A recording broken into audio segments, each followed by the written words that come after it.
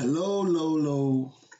Welcome back to this channel. My name is Damola and I'm the founder of My Talk Finance. My name is Damola Michael Oladuni. So just calling from the middle name, My Talk Finance. This is the area I'm passionate about, finance, business, and investment.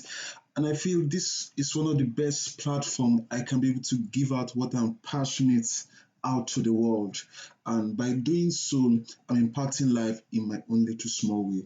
And I intend to go global. So it's a step by step phase. And this is where we are now.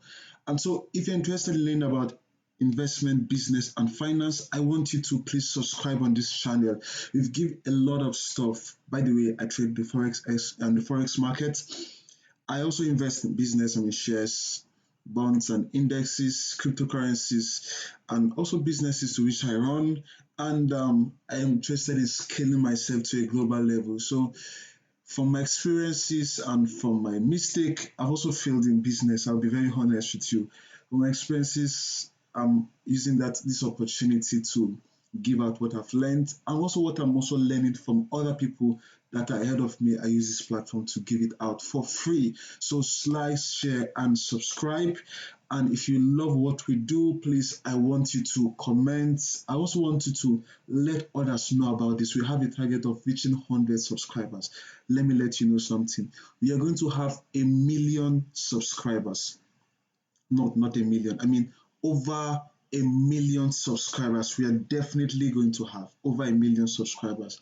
But we are starting a step at a time. The time will definitely come. But for now, please, let's hit that 100 number of subscribers. And I believe we can be able to bless the world by doing so.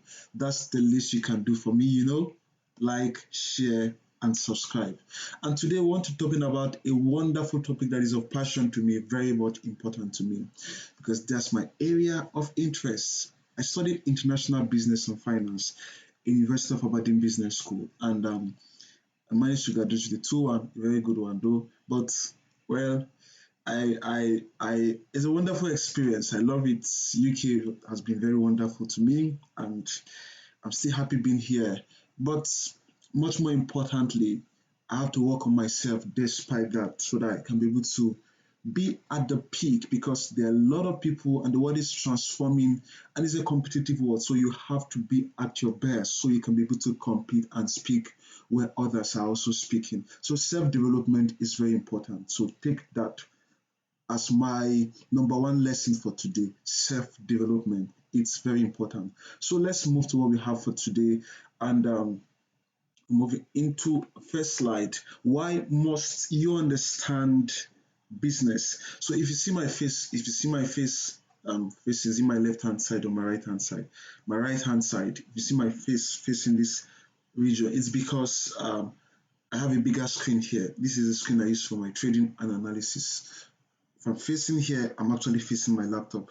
Okay, so why you must understand business numbers? Why you must understand business number? I gave a video about one of the book I'm reading, Shut Up by Timon Fertitta. He owns a chain of restaurants and hospitality brands in the world, and he wrote a book on Shut Up. And he said something very important there. You must understand your numbers. You must understand your numbers. And this is very important because a lot of people are trying to go into business and they don't understand how to read numbers, business numbers. And this is why I'm passionate about what I'm doing now, because I want you to help you to understand how to understand your business number as individual, as an investor, as a business owner, as an analyst. Because as an investor, you want to be buying businesses, you want to be investing in the public market, private equity, you want to invest in real estate and all of that. You must understand how these numbers work, because I said that investment can be anything. It just depends on what you're investing in. You can invest in liability. Do well to watch my previous video. You understand what I'm trying to point out now. You can invest in anything. Yes, I can invest in my cell phone, like I say. And this phone can be an asset to me or a liability. Yes, because I use my phone for a lot of stuff. As I'm speaking to you, I use my phone for trading. So these are assets to me. Let me show you. So I use my phone to trade, for instance. I use this phone to trade, for instance. This is what I use this phone to do, for instance. And I can also use this phone to watch Instagram videos and waste my time. I'm not saying watching videos on Instagram is actually bad because I do a lot. I follow a lot of people from Instagram. But my point is, you can waste a lot of time on Instagram, burning data time, and all of that. And this phone becomes a liability to you instead of an asset. So it depends on whatever you think an investment is, but you make sure you're investing in an asset and not a liability. So a lot of people invest in liabilities and not assets. So yes, I have an investment, but is your investment profitable? You don't know. So this is where the challenge is, and this is why you must understand how to read numbers as an investor. It's very, very important. That's where's my pen? It's very important that you must understand how to read numbers. Numbers as an investor, you must understand how to read numbers. Knowing the number is very, very vital, and every investor must know how to read these numbers when you see them. Because, yes, you're investing, I know you're investing, but the question is, are you investing in assets or you're investing in liability? And the difference is to know if your asset is cash flow positive. Yes, it has to be cash flow positive. Or if your asset or your liability is cash flow negative, what I mean is that it's actually taking money from you than it's actually giving you. So you have to be very, very careful with that to know what you're investing in. And by doing so, you have to understand numbers. As a business owner, the same thing apply. You want to be able to understand your numbers. So you're, for instance, you're trying to check with the finance team. Let's see how our expenses are going. You must be able to track your expenses. Now, I always talk about budgeting. I emphasize on budgeting. And it's very important I highlight it here because I fell victim of this. Yes, I budget, but I don't track my budget. And I decided in this month of October, I decided to start using Excel and be tracking every expenses. Now I have a place I record my expenses on my Excel. Yes. Now whatever I spend, I subtract it from the amount I budgeted. Let's say for instance, I budgeted £200. I don't have a car, so I budgeted £200 traveling. I stay in Scotland. I travel to Glasgow, Edinburgh. So I budget £200. So if I spend £20, I less £20 from it. So whatever is remaining now is, come on, what's wrong with my pen? Whatever is remaining now is £180. So this is how I track mine. So you, as a business owner, you should be able to track that. Whatever you're keeping for utility, for overhead costs and all of that, you must be able to track it to be sure that you don't overspend. You don't have a budget deficit. That's when you start discovering that what you actually planned for is not happening. So you must be able to keep track of your numbers. But how can you keep track of the numbers if you don't even understand the numbers, if you don't even budget, if you don't track the budget? So it's very, very important for business owner. As an analyst, yes, because you want to analyze your competitors, you want to know if you want to invest in this business or in this business, you want to know if you want to invest in real estate or commodities or cryptocurrency or private placement, whatever. You just want to be sure. So you have to understand how to make this analysis. And this is what this video is going to help you to do, to understand how to make that analysis, how to read numbers so you can be able to become that good investor you always want to become. So we move to our next slide. We move to our next slide now. So the next thing we want to talk about is numbers you must know in business. The numbers that you must know in business.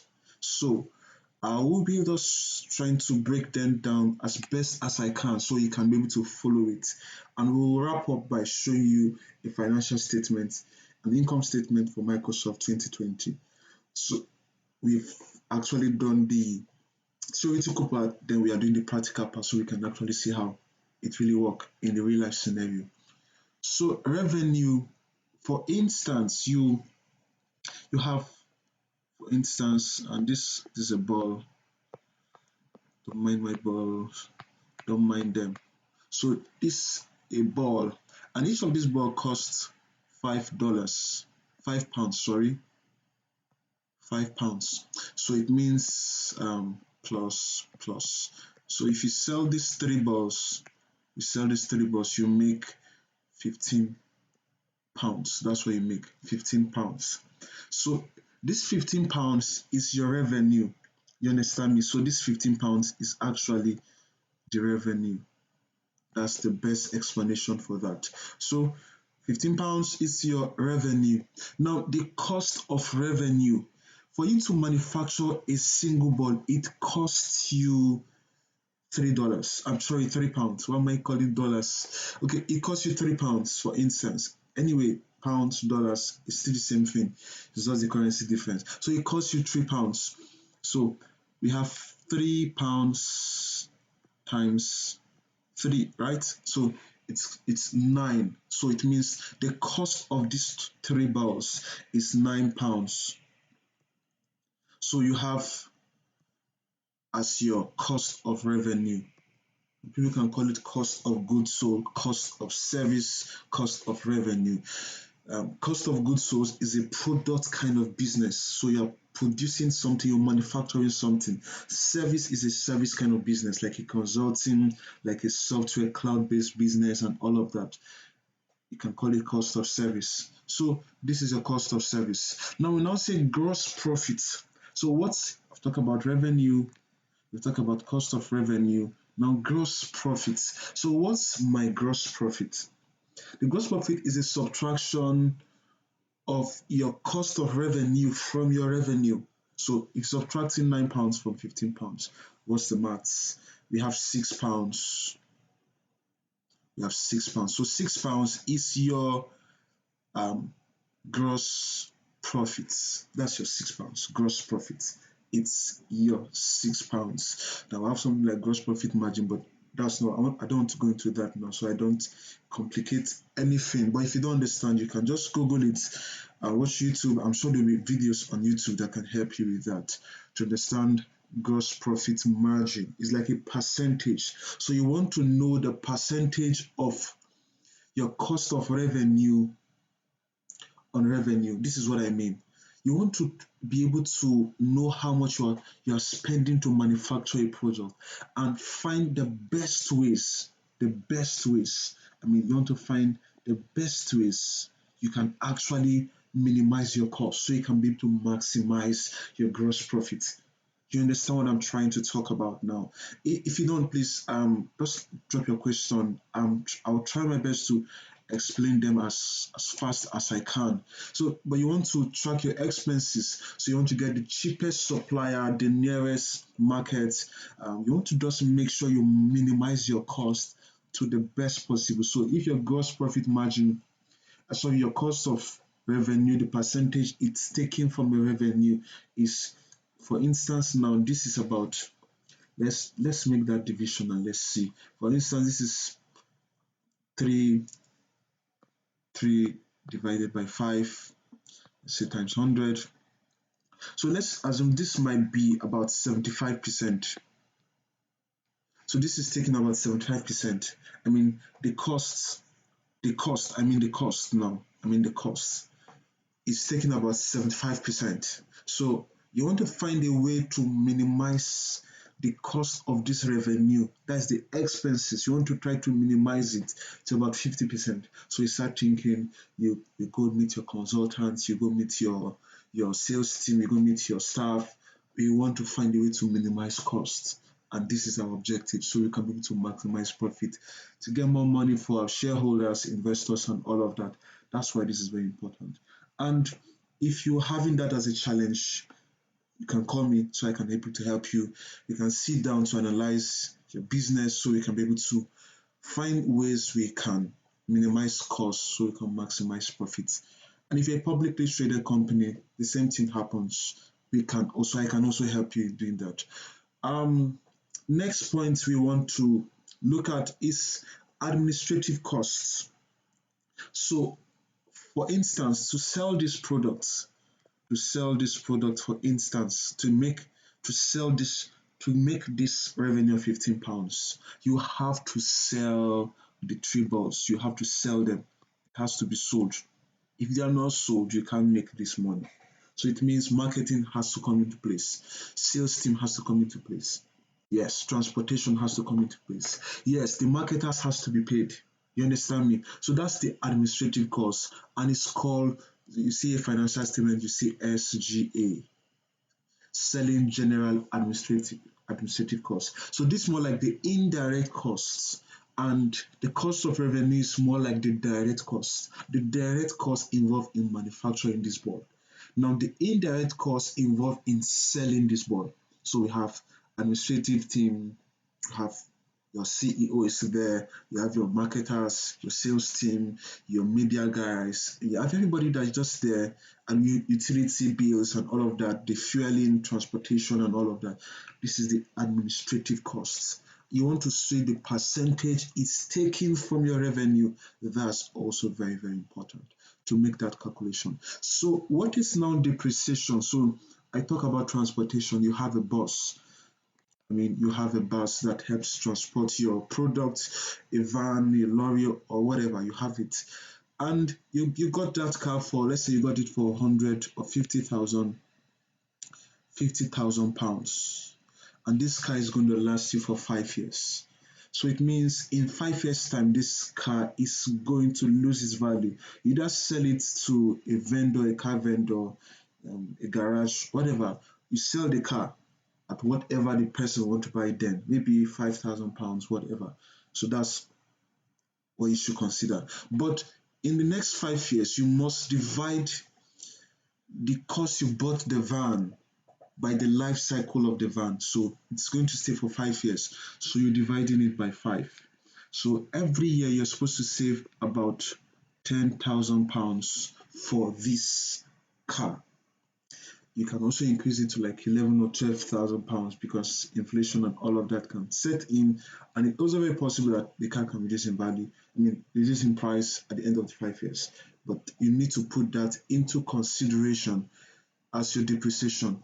Then we have net profit. So once you subtract everything from your revenue, what you have is either a net profit or a net loss. Remember, we want to make net profit, not net loss.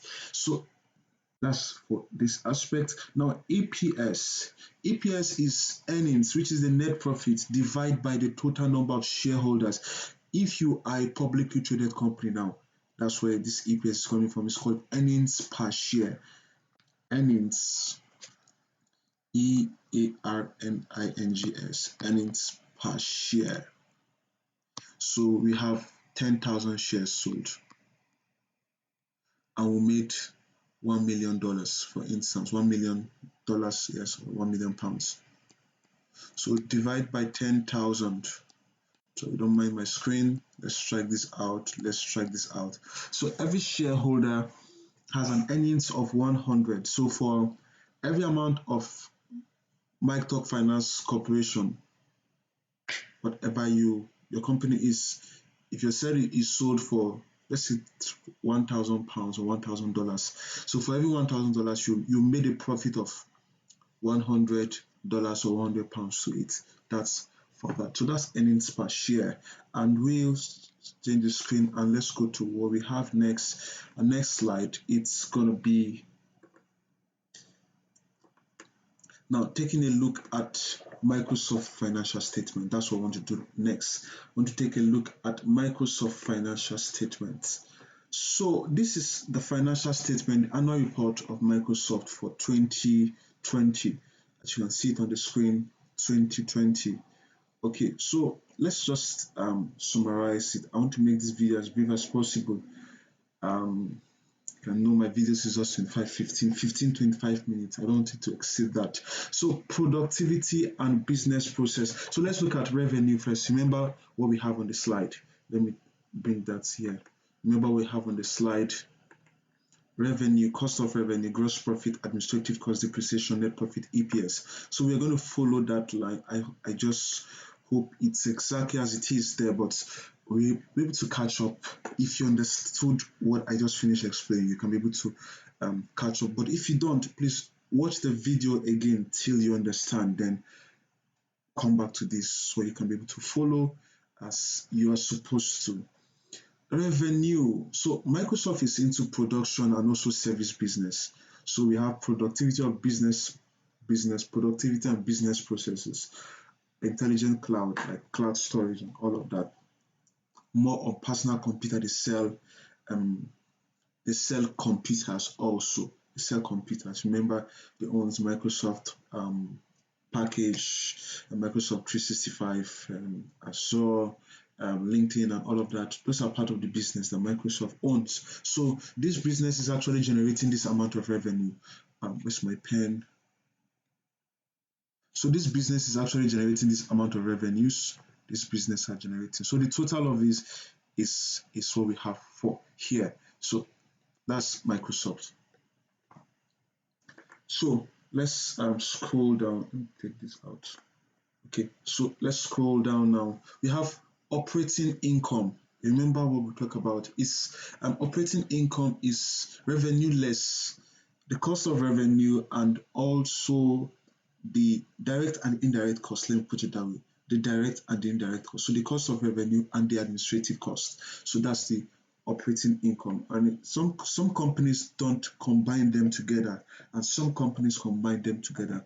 It's more like the good acceptable accounting principle. So sometimes you see something like GAAP, GAAP, it's like GAAP, good acceptable accounting principles. So different countries have theirs, and I think US is quite easier compared to the UK. To me, that's how I see it. So operating income. So for productivity and business process, this is the amount, this is the cost, this is the operating income they get after taking that direct and indirect cost. So once you combine it, all of it together, you have 52,959. So this is what I mean. This is our revenue, right? We made this as our revenue. Okay, so we now have direct costs and indirect costs. That means the cost of goods sold, and we have administrative costs, which is the SGA we talked about. So they combine them together. That cost is not reflecting here on the screen. So it's combined together and is subtracted from this. You get when you subtract it from this, you get this. When you subtract this from this, you get this. When you subtract this from this, you get this. So what they're trying to say now, after the subtraction, we are now adding the figure. This is what we have here, 52,595. That's what we have on the screen. Now, so let's scroll down. I believe it's going to be broken down. I've actually seen this before, but let's scroll down. So this is research and development, for instance, is part of the administrative cost. It's called R&D, and some companies spend millions and even billions for research and development. Microsoft does that. So research and development. So a percentage of research and development on revenue. So this is what they mean now. 19. Let's my calculator. My calculator. So this is what they mean. So we have 19. Just follow me. 19,269. Yes, am I correct? Divide by of revenue, right? Yep. So what's the revenue they made? They made revenue of about 1,43015 times 100. So we should be seeing about 13.4. So let's see what we have there. 13.4.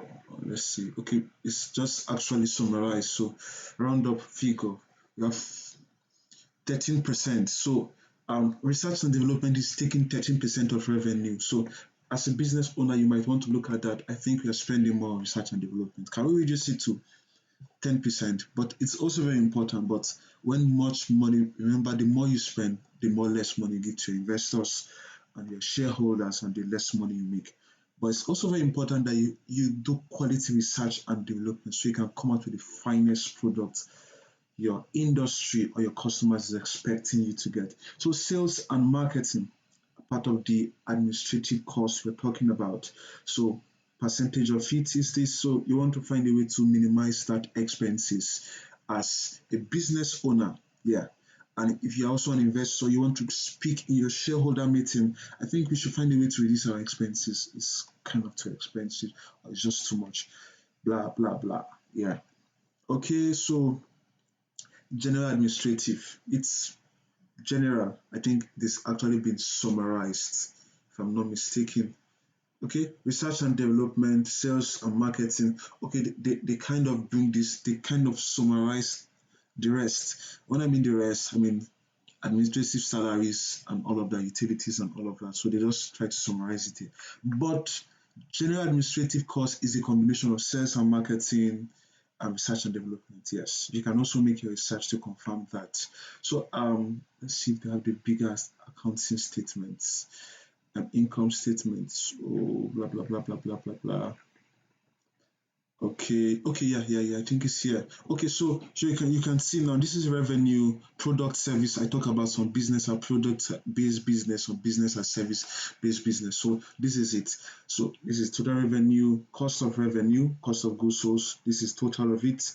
Now you subtract this. So let's make that clear now. I think I need to write now. You subtract this from this, and the figure you get is this. So that's the figure you get. Okay, so let's continue. So these are the administrative costs and all of that. So the total of these administrative costs, you subtract it from this. The total of the administrative costs, I think I need to start writing now. The total of the administrative costs, so the combination of these administrative costs, which is, where is it? This, you combine this together. The total you have, you subtract it from this. So and this is what you get. Yeah, that's what you get. Now we also have other income. So what I mean by other income, for instance, you as a business, your business is so profitable, you invest in derivatives. Just gonna read what derivative is, and I'll give, if you don't know that, just also tell me. I'm going to give a video about it. So let me just give you a summary of it. Derivatives, gotten the value of it is derived from different asset class. That's derivative for now.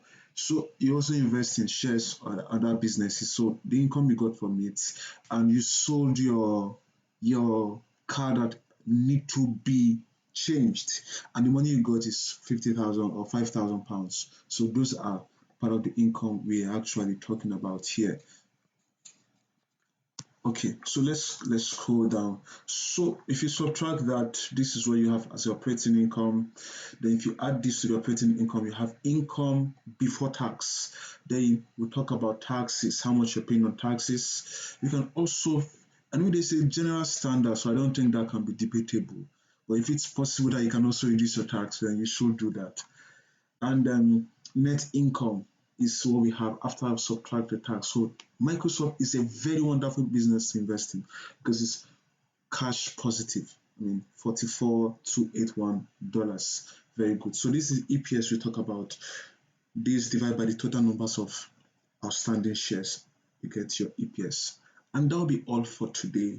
And so in summary, we've talked about revenue, cost of revenue, gross profit, administrative costs, depreciation, net profit, net loss, EPS. Please, if you don't understand anything, please don't hesitate to ask a question. I will respond to it as fast as possible. And also, if you've learned something from this, please like, share, and subscribe, and let others know about this wonderful, wonderful thing that is happening here. My name is Damola. This is what we do. We talk about finance. Mike Talk Finance. So and then we want to set up our business. We want to call it FBI, with finance, business, and investment, because that's what the YouTube channel is all about. We talk about finance, business, and investment, and that's what you're seeing here. FBI way, finance, business, and is a way of finance, business, and investment. But my name is Damola, and I talk finance. Thank you and see you next week. Cheers and